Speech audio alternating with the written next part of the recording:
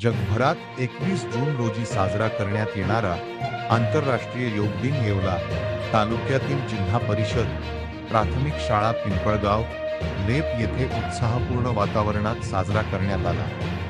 कार्यक्रमाच्या प्रारंभी शाळा व्यवस्थापन समितीचे अध्यक्ष किरण गागरे यांच्या हस्ते दीपप्रज्वलन व फलक पूजन करण्यात आले। यावेळी माणिकराव रसाळ, दिगंबर दौंडे, श्यामदास बैरागी, साहेबराव दौंडे यांच्यासह ग्रामस्थ व पालक मोठ्या संख्येने उपस्थित। मुख्याध्यापक जालिंदर सोनवणे यांच्या मार्गदर्शनाखाली शाळेतील सर्व शिक्षक व कर्मचाऱ्यांनी कार्यक्रमात सक्रिय सहभाग नोंदवला। यावेळी शिक्षक सूर्यभान पैठणकर यांनी विद्यार्थ्यांना योगाचे महत्त्व, निरोगी जीवनशैली आणि शारीरिक मानसिक आरोग्यासाठी योगाचे योगदान याविषयी मार्गदर्शन केले।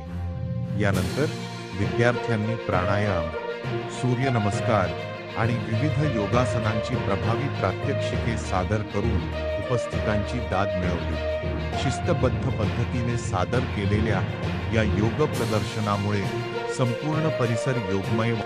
कार्यक्रमाच्या यशस्वी आयोजनाबद्दल शाळा व्यवस्थापन समितीचे अध्यक्ष किरण गागरे तसेच उपस्थित ग्रामस्थांनी शिक्षक व विद्यार्थ्यांचे कौतुक केले।